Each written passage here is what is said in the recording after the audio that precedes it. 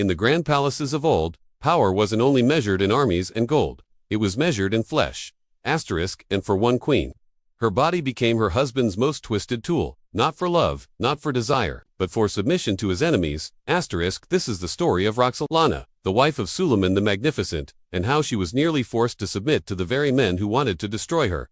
But before Roxolana became the most powerful woman in the Ottoman Empire, she was a slave. Captured from what is now modern-day Ukraine, she was thrown into the imperial harem, a place where women were trained not only in music, poetry, and elegance, but in obedience. Suleiman was known across Europe as the lawgiver, but in his private chambers he was something far darker, a man obsessed with loyalty, control, and punishment. Roxolana rose quickly in the harem. Her fiery intelligence and sharp wit made her stand out, and soon, she became Suleiman's favorite. But favorites in the Ottoman court were not loved, they were watched and used. In one of the earliest tests of her loyalty, Roxolana was ordered to entertain a visiting Persian diplomat, a man known to be an enemy of Suleiman's court. The entertainment was not conversation. It was whispered among the eunuchs that Suleiman wanted to test whether Roxolana's loyalty extended beyond words. If she belongs to me, he reportedly said, she will lie down when I say, and with whom I say. The queen, still only a consort then, was prepared. She had been trained to obey. She greeted the diplomat in a private chamber, offered wine, danced as custom demanded, but when the time came, when the diplomat made his move, she refused. This was a gamble. Disobedience could mean death, but she took it. Instead, she reportedly told the man, if you want me, ask your sultan. If he allows it, I am yours. The man laughed, but he never touched her.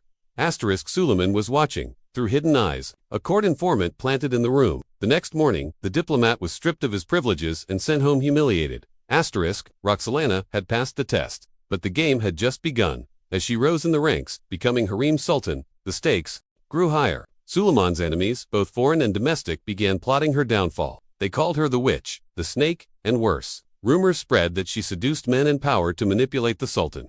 Some of these rumors were manufactured by Suleiman himself.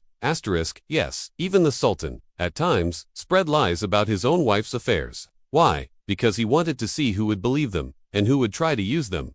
One of these lies nearly destroyed her. Suleiman, enraged by whispers of betrayal from his advisors, orchestrated a dark and humiliating punishment. He summoned 2 of his political enemies, high-ranking generals, and invited them to share a private feast with his queen. Roxolana was ordered to attend. Alone, no guards, no maids, no choice. What followed was a night of calculated psychological warfare. The generals, unsure of whether they were being rewarded or trapped, pressed Roxolana with wine and questions. She danced, as expected. She smiled, but she never crossed the line.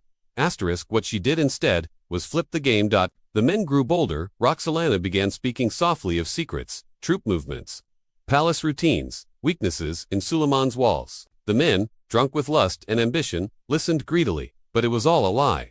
The chamber was bugged. Hidden scribes recorded every word. The next morning, the generals were arrested for treason. Roxolana, once again, had turned sexual humiliation into political survival, but the toll was heavy. In private letters, preserved only in fragments, she once wrote, he says, I am his, but what am I, if I am to be handed to those who hate me? Her marriage to Suleiman was the first legal, royal marriage in Ottoman history, but it was not built on romance. It was built on testing, breaking, rebuilding. And even though she won his heart and power, it came at the cost of her soul. She became a queen who slept in silk sheets, but never alone. Not because of company, but because of memory.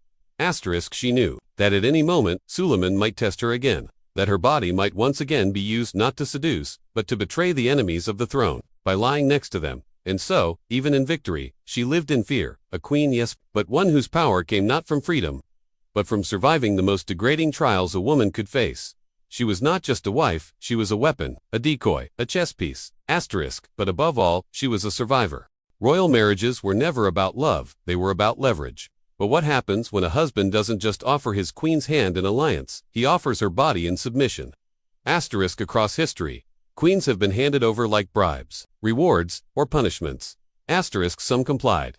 Some resisted. But all of them became pieces in a cruel game where the king's enemies didn't need to invade the palace. They were invited into its most intimate chambers. Let's begin with one of the darkest examples. Queen Isabella of France. wife of King Edward II of England, known to some as the She-Wolf of France. Edward II was not just neglectful. He was obsessed with his male favorites, particularly Piers, Gaveston, and later Hugh Despenser the Younger. Isabella, though beautiful and intelligent, was often sidelined, not just emotionally but sexually. But when political tensions boiled over between England and France, Edward needed to placate certain nobles and enemies of the crown. So, what did he do? He allowed Isabella to become an object of negotiation. Foreign envoys and noblemen who could aid the English cause were offered private meetings with the Queen late at night. Under the excuse of cultural exchange, she was expected to charm, flirt, and if needed, do more. There is no direct evidence that Isabella was forced into intercourse, but court records and letters describe a disturbing pattern. The Queen, adorned in silks not of her choosing, was seated beside men she called our kingdom's rot. Her humiliation didn't end there.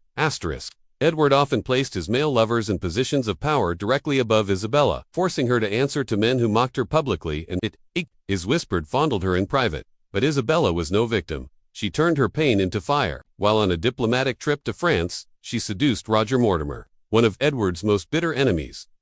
Together, they plotted a coup. In 1326. She returned to England, not as Edward's queen, but as the leader of an invading army.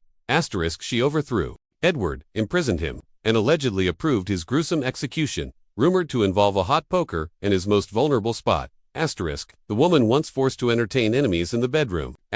Now had her husband's blood on her hands. Another brutal tale comes from ancient China, the court of the Han dynasty, and the tragic story of Empress Zhao Fion. Zhao was famed for her beauty, so much so that poets claimed she was light enough to dance on a lotus leaf, but behind her elegance was a life of ruthless sexual politics. The Emperor, Cheng of Han, used her as a bargaining tool in palace intrigues.